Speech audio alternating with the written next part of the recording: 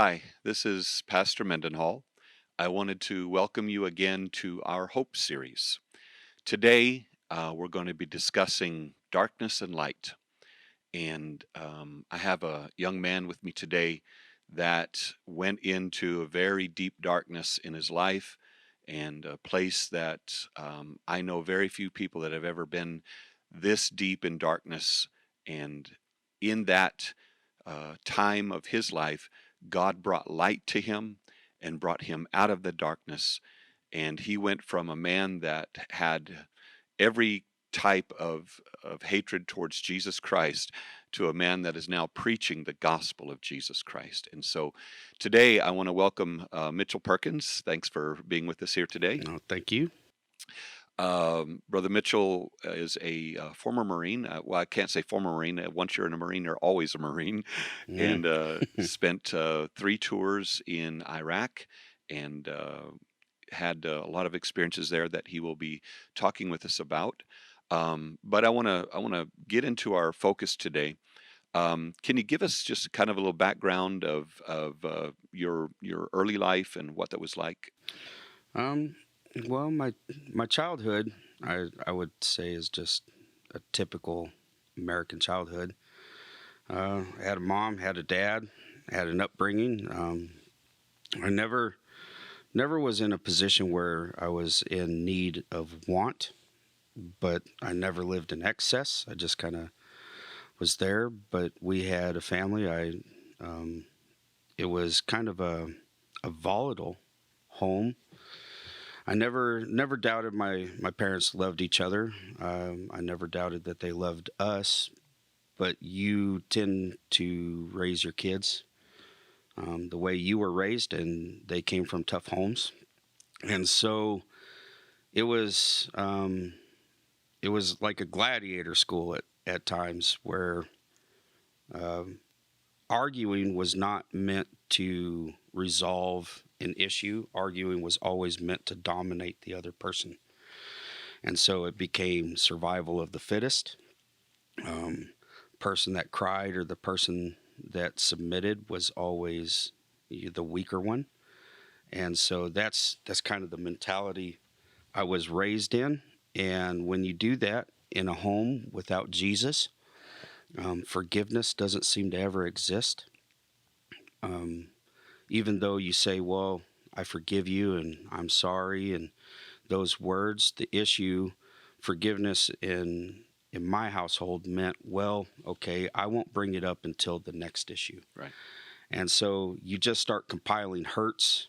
And as time progresses and the kids get older and you get into teenage years, that starts to blow up. And all of a sudden, my house started to resemble kind of like that Discovery Channel African water hole, where when you all were gathered together, you better be on point because something could potentially pop off at any moment.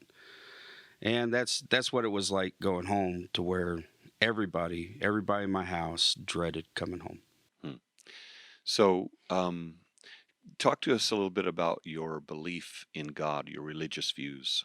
I was raised I was raised atheist. Um, my my mother professed that she believed there could be a God. My grandmother confessed there might be a God.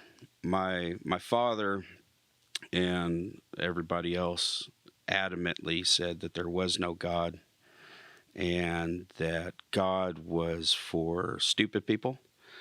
God was for weak people who needed a crutch to get through life, that were too afraid to face the fact of their own mortality. And so I kind of always looked at church as this manipulation. And I was raised on the preachers that had done this or done that. You always heard those stories of, oh, well, this man, he did this, and this man, he did that. I mean, the Bible says the name of the Lord is blasphemed because of you. And so, um, yeah, we were a blasphemous house. And so I kind of was raised like that.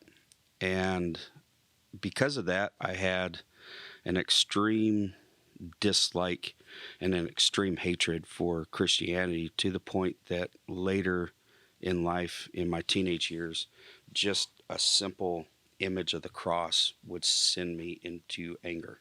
Mhm. Like I had such a disdain for the idea of a God that loved me when every day I went through was a struggle.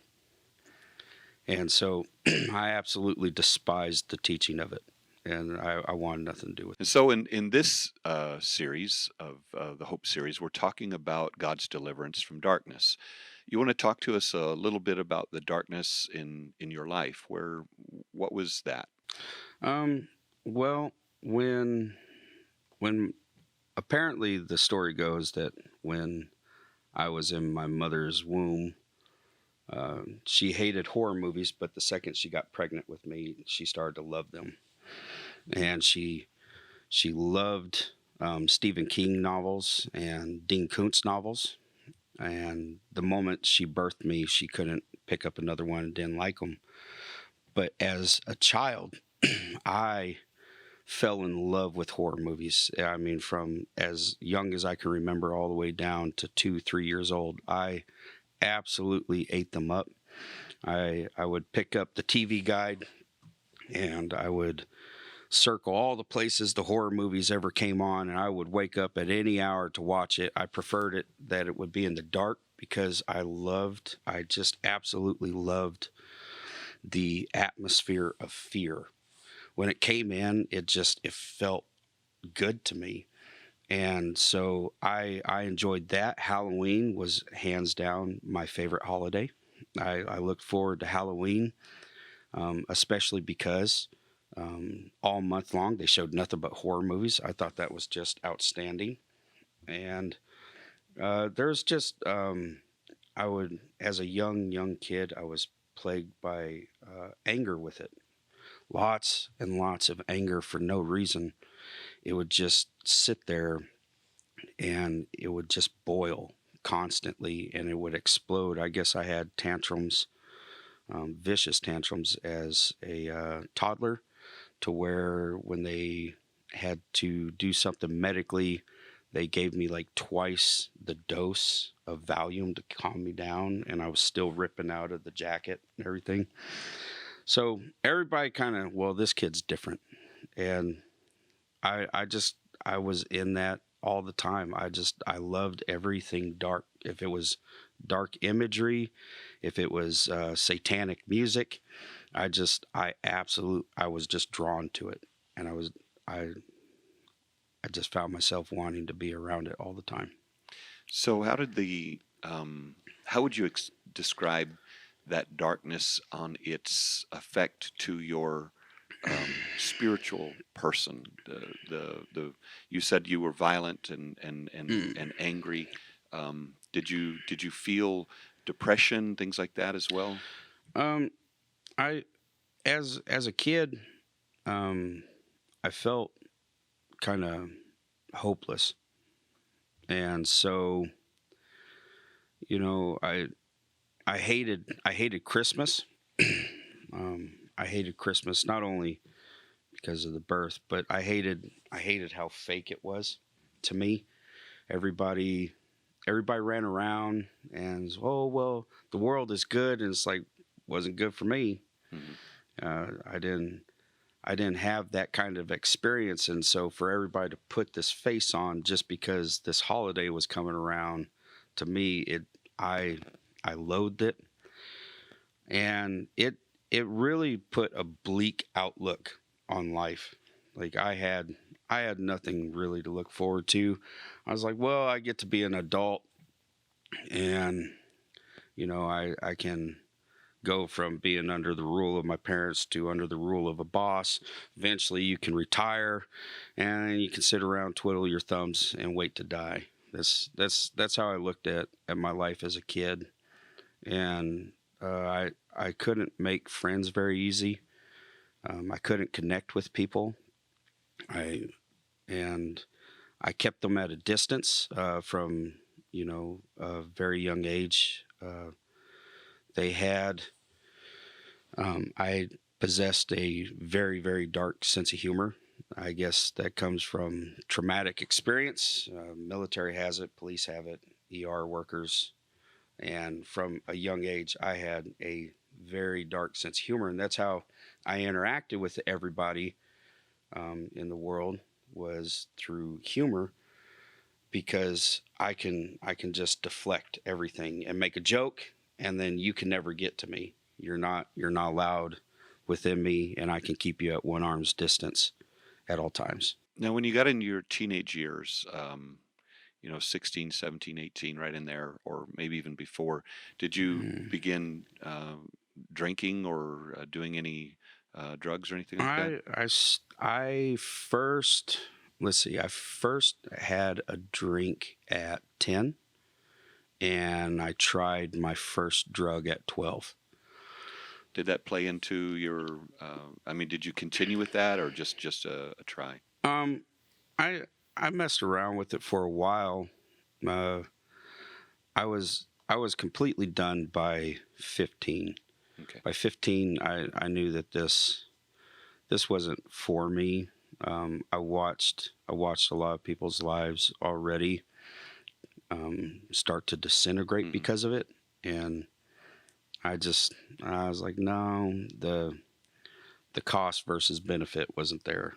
So we're talking about the darkness again, and you described some of the darkness that you've had as a child and through your teenage years, Mm. how it brought a lot of hatred and anger and issues that you had, that you were.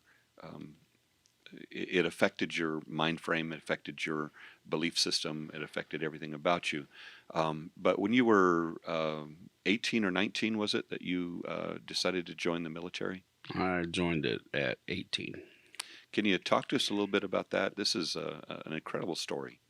Um, I I joined the military. I signed up for it while I was still in high school at 17. I knew that that's where I was going to end up. I I chose the Marines, not because of any recruiter or anything like that. I chose the Marines for really two reasons. The first was I had a JROTC instructor who I very much respected by the name of William Dill, and he was a retired master sergeant, and I thought highly of that man. And he became a mentor in my life, and he used to really, uh, you know, he'd be on me to to do better and to not waste my life. And so he just rode me hard through high school, and I always appreciated that. I respected his conduct. And the second reason I chose the Corps was they touted camaraderie above any other service. And so, coming from the dysfunctional home life that I had, where you didn't feel like a family, you felt like more like, instead of you're in a home, it felt more like a battleground. You're presenting this thing that says, well, we can give you brothers. And so that to me was the appeal, and that's what sold me, is the camaraderie. I didn't, I mean, the uniform's nice, but I joined primarily for the camaraderie. So I ended up joining, and I went down to boot camp in September 10th of 2001. And the first day you go there, you arrive right around midnight, and they keep you up until the evening of the second day. Then you start processing. Well, during that duration from midnight on September 10th to the evening of 9/11, we had our terrorist attack, and everybody said, "Oh, hey, you boys are going to war. America's under attack." And I really thought to myself, well, I haven't been awake that long to buy this. Like, I really thought it was just one of their boot camp games, and just to rile people up and scare them, like, oh, you're going to go to war. But the reality was, and unfortunately, we really were attacked, and people had lost their lives. And I found that I kind of enjoyed boot camp. Um, it it wasn't anything outside of what I grew up in. I mean, you're screaming in my face. They never called me any name I wasn't called growing up. It's like, didn't bother me. I could see it bothered other people, but I'm like, I kind of feel at home right now.